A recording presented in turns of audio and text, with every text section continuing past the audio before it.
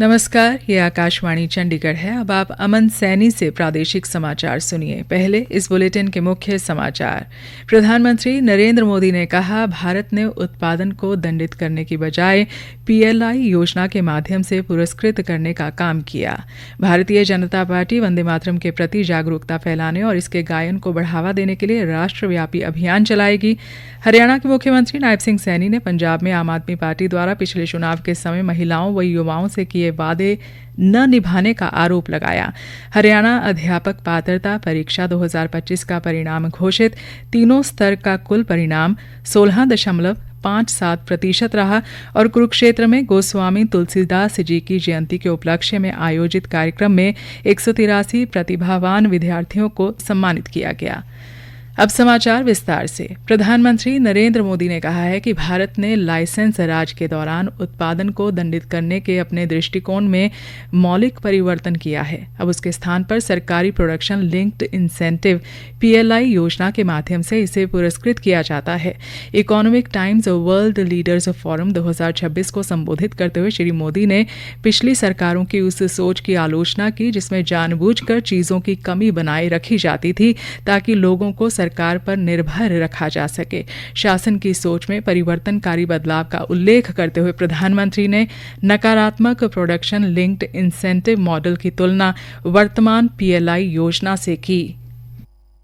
जहां पहले प्रोडक्शन बढ़ाने पर पनिशमेंट मिलता था, वहीं आज हमारी सरकार प्रोडक्शन बढ़ाने पर इंसेंटिव दे रही है। पीएलआई स्कीम की सक्सेस दुनिया देख रही है। सिर्फ इस एक योजना की वजह से करीब 2.5 लाख करोड़ रुपए का एक्चुअल इन्वेस्टमेंट हुआ है। 22 लाख करोड़ रुपए से ज्यादा का प्रोडक्शन और सेल्स हुई है। 15 लाख करोड़ रुपए से ज्यादा का एक्सपोर्ट हुआ है और 14 लाख से ज्यादा डायरेक्ट और इनडायरेक्ट जॉब बनी है। प्रधानमंत्री ने कहा कि सरकार सप्तधारा पर विशेष ध्यान दे रही है। इसमें विनिर्माण प्रौद्योगिकी और हरित अर्थव्यवस्था सहित 7 प्रमुख क्षेत्र शामिल हैं। केंद्र सरकार ने टेलीविजन चैनलों के लिए विज्ञापन की 12 मिनट की अधिकतम अवधि की सीमा हटाने की अधिसूचना जारी कर दी है। यह फैसला केबल टेलीविजन नेटवर्क नियम 1994 में संशोधन को राजपत्र में अधिसूचित किए जाने के साथ लागू हो गया है। इससे पहले सूचना और प्रसारण मंत्रालय ने एक बयान में कहा था कि टेलीविजन प्रसारण क्षेत्र में हुए बदलावों को देखते हुए विज्ञापन की अवधि से जुड़े प्रावधानों की समीक्षा करने की जरूरत महसूस की गई। मंत्रालय ने कहा कि भारत में टेलीविजन क्षेत्र विज्ञापनों पर काफी निर्भर है, चाहे कोई चैनल पेड हो या फ्री टू एयर हो।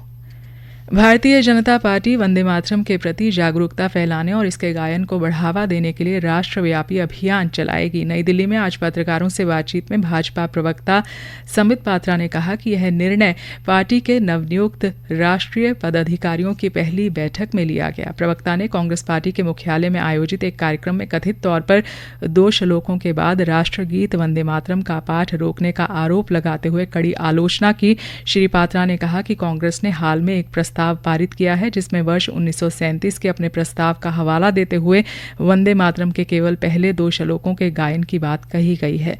उन्होंने कहा कि कांग्रेस का राष्ट्रगीत की अवहेलना करने का प्रयास सफल नहीं होगा। उन्होंने कहा कि महात्मा गांधी ने भी वंदे मातरम गाने की बात कही थी। पात्रा ने कहा कि वंदे मातरम राष्ट्र का मंत्र है और इसका उद्देश्य हिंदू और मुसलमानों को विभाजित करना नहीं है। देश को आप इस प्रकार वंदे मातरम के माध्यम से विभाजित करने की कोशिश करेंगे और वंदे मातरम जैसे गांधी जी ने कहा, यह देश का गान है, यह मंत्र राष्ट्र का है, यह हिंदू और मुसलमानों के बीच में विभाजन का तरीका नहीं है। प्रादेशिक समाचार आकाशवाणी चंडीगढ़ से प्रसारित किए जा रहे हैं। हमारे बुलेटिनों और ताज़ा समाचारों के लिए आप हमारी वेबसाइट newsonair.gov.in पर लॉगिन कर सकते हैं। यह समाचार हमारे यूट्यूब चैनल और x handle Akashvani news Chandigarh पर भी उपलब्ध हैं। हरियाणा के मुख्यमंत्री नायब सिंह सैनी ने पंजाब में आम आदमी पार्टी द्वारा पिछले चुनाव के समय महिलाओं व युवाओं से किए वादे न निभाने का आरोप लगाया है। मुख्यमंत्री ने आज पटियाला जिले के घनौर कस्बे में आयोजित तीज महोत्सव में पंजाब की मातृशक्ति को संबोधित करते हुए कहा कि आम आदमी पार्टी ने महिलाओं से हर महीने 1000 रुपये देने का वादा किया था और अब अगले चुनाव सिर पर आ गए हैं, तब भी पंजाब के मुख्यमंत्री मंच से महिलाओं से पूछ रहे हैं कि कितने महीने के पैसे खाते में डाले जाएं। उन्होंने सवाल किया कि यह मातृशक्ति से मजाक नहीं तो और क्या है। मुख्यमंत्री ने कानून व्यवस्था की खराब हालत के चलते पंजाब से उद्योगों द्वारा पलायन करने और युवाओं के सामने रोजगार का संकट खड़ा होने का आरोप भी लगाया। मुख्यमंत्री ने कहा कि हताश निराश युवा लगातार नशे के दलदल में धंसता जा रहा है। मैं भैनों अज आप दे विच गल कह के जा रहा जदों भारतीय जनता पार्टी की सरकार पंजाब दे विच बनूगी नरेंद्र मोदी जी के नेतृत्व दे विच जेड़े नशे का कारोबार करने वाले लोग ने वो या तो नशे का कारोबार छड़ देंगे या पंजाब नू छड़ के वो बाहर चले जावांगे। मैं आपनो एक गल और दसना चाहता कि हरियाणा दे विच साडी सरकार बिना पर्ची बिना खर्ची दे गरीब परिवार के बच्चे नू भी नौकरी देने का काम कर रही है। हरियाणा दे विच किसी भी मां किसी पिता को किसी विधायक ते मंत्री मुख्यमंत्री दे कोल जाने की जरूरत नहीं है। ये साडी सरकार की नीति है। उन्होंने महिलाओं को कोथलियां और सूट वितरित किए तथा सांस्कृतिक कार्यक्रम प्रस्तुत करने वाली महिला कलाकारों को सम्मानित किया। इस अवसर पर हरियाणा के पूर्व मंत्री श्री असीम गोयल, तीज महोत्सव के संयोजक श्री विकास शर्मा सहित अनेक गणमान्य व्यक्ति मौजूद रहे। हरियाणा अध्यापक पात्रता परीक्षा 2025 का परिणाम घोषित कर दिया गया है। परीक्षा के तीनों स्तर का कुल परिणाम 16.57% रहा। हरियाणा स्कूल शिक्षा बोर्ड ने परीक्षा परिणाम वेबसाइट पर अपलोड कर दिया है। बोर्ड प्रवक्ता ने बताया इस बार लगभग 1,92,000 अभ्यर्थियों ने प्राथमिक अध्यापक टीजीटी और पीजीटी के लिए यह परीक्षा दी थी। 31,847 अभ्यर्थियों ने परीक्षा पास की है, जबकि 30,883 अभ्यर्थियों ने बायोमेट्रिक कराया था। प्रवक्ता ने कहा कि बायोमेट्रिक से वंचित 964 अभ्यर्थियों को एक और मौका मिलेगा। बोर्ड ने कहा कि अब जिला मुख्यालय नहीं, बोर्ड परिसर में बायोमेट्रिक्स होगा।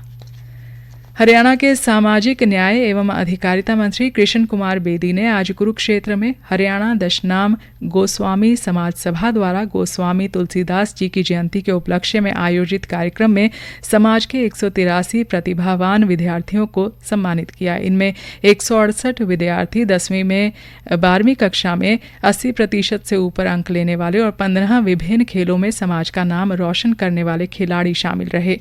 श्री कृष्ण बेदी ने कार्यक्रम को संबोधित करते हुए कहा कि स्वामी तुलसीदास जी सर्वश्रेष्ठ संतों में शामिल हैं, जिन्होंने रामचरितमानस जैसे महान ग्रंथ की रचना की। उन्होंने लोगों को जागृत करने और समाज में चेतना लाने का काम किया। उन्होंने नागरिकों से महान संतों व महापुरुषों को दिखाए मार्ग पर चलने का संकल्प लेने का आह्वान किया।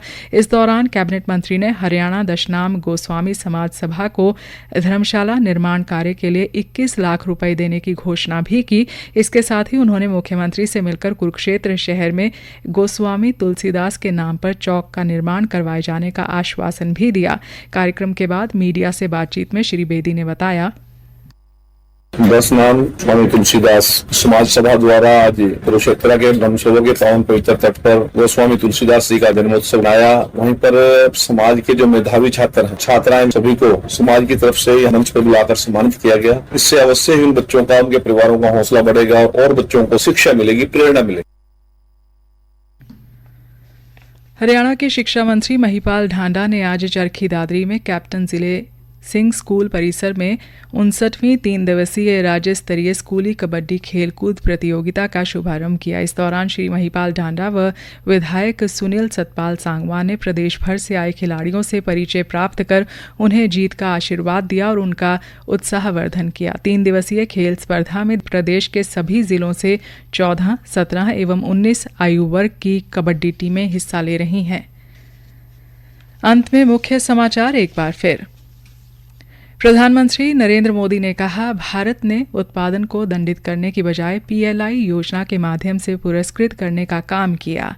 भारतीय जनता पार्टी वंदे मातरम के प्रति जागरूकता फैलाने और इसके गायन को बढ़ावा देने के लिए राष्ट्रव्यापी अभियान चलाएगी। हरियाणा के मुख्यमंत्री नायब सिंह सैनी ने पंजाब में आम आदमी पार्टी द्वारा पिछले चुनाव के समय महिलाओं व युवाओं से किए वादे न निभाने का आरोप लगाया। हरियाणा अध्यापक पात्रता परीक्षा 2025 का परिणाम घोषित, तीनों स्तर का कुल परिणाम 16.57% रहा। और कुरुक्षेत्र में गोस्वामी तुलसीदास जी की जयंती के उपलक्ष्य में आयोजित कार्यक्रम में 183 प्रतिभावान विद्यार्थियों को सम्मानित किया गया। इसी के साथ समाचार बुलेटिन समाप्त हुआ। होगी।